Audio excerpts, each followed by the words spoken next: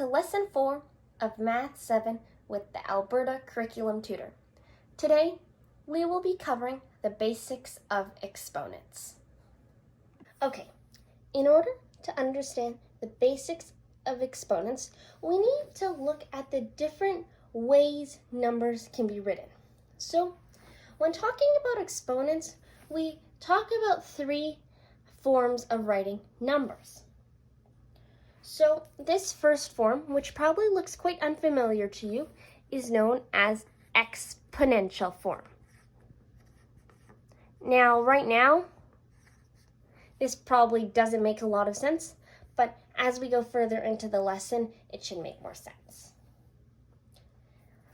This second form, where you basically have one number written as a when you have a multiplication statement basically written out, is known as expanded form.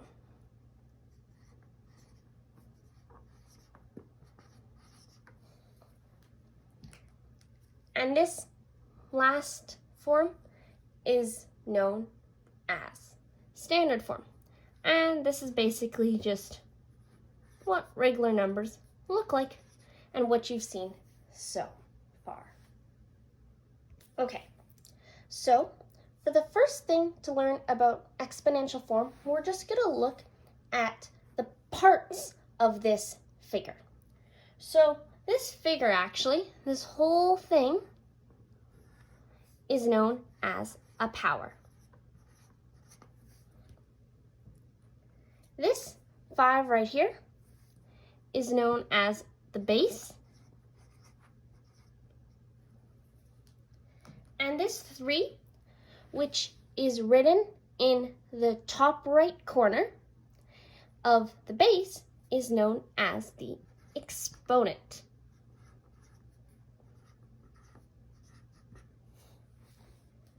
So, you might be wondering how we would say this. So, if we were trying to read this aloud, how would we read this aloud? So really, how it reads out is 5 to the power of 3. So basically you say whatever the base is, so in this case 5, to the power of whatever the exponent is. Okay, so let's take a look at these two powers. So we know we can say this is 5 to the power of 2, and this can be 5 to the power of 3. But when our exponents are 2 and 3, there are special ways of saying them.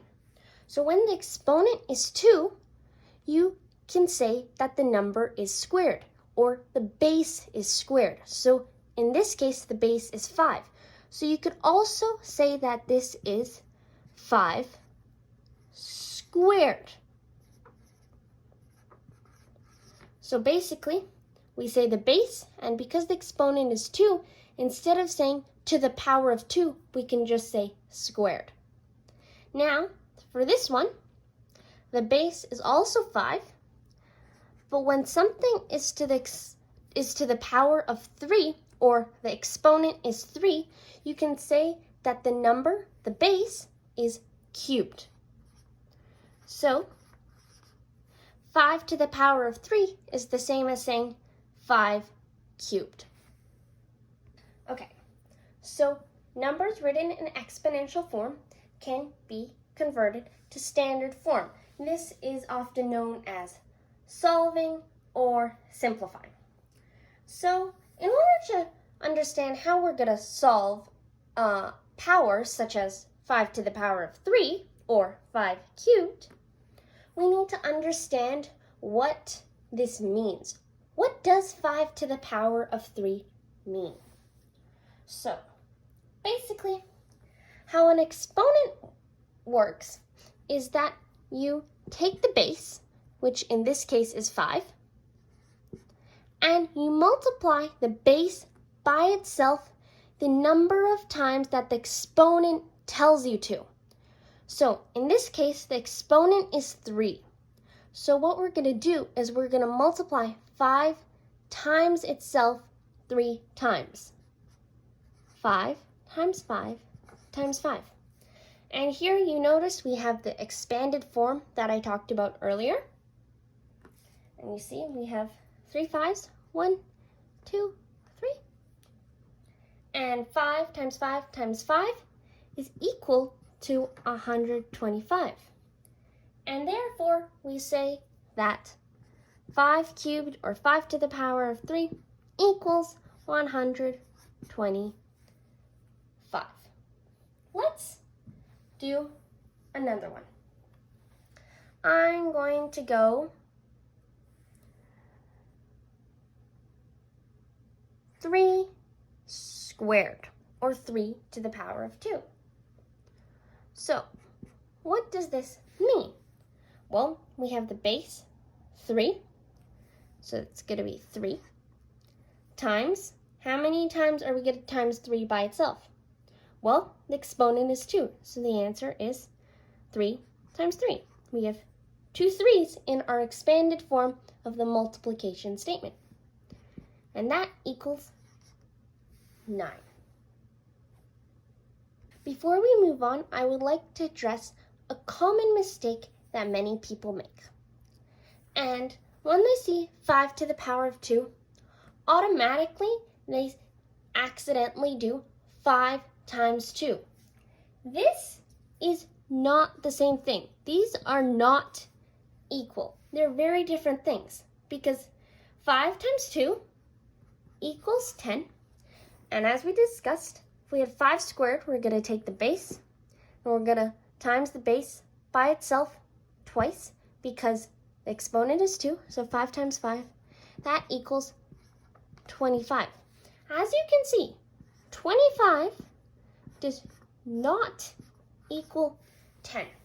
So it is very important when solving these powers that you don't accidentally multiply the base by its exponent. Now we are going to discuss certain powers. Here I've just used x to mean any number. So we'll do an example.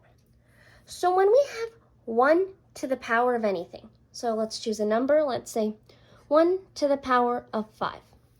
1 to the power of anything always equals 1.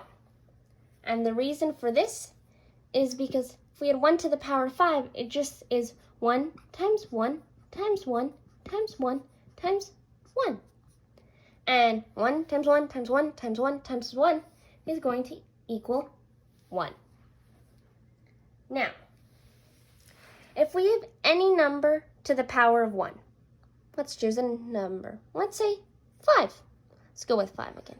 5 to the power of 1 is equal to 5. And why is this? Because the base is only multiplied by itself once. So the expanded form is simply 5. That's it. Now, x to the power of 0. Let's go 5 to the power of 0. So anytime any base is to the power of 0, the answer is always 1. And at first, this is going to seem a bit weird. 5 to the power of 0 equals 1. And don't try and write this in expanded form. It's not going to work exactly here. But in the next video, I will be exploring why any number to the power of 0 is equal to 1. And 0 to the power of any number, so 0 to the power of 5, that's just going to equal 0.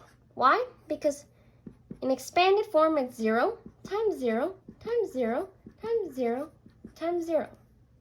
Because you have the base 0 times itself 5 times, which is the exponent, and 0 times 0 times 0 times 0 times 0 is just going to equal 0.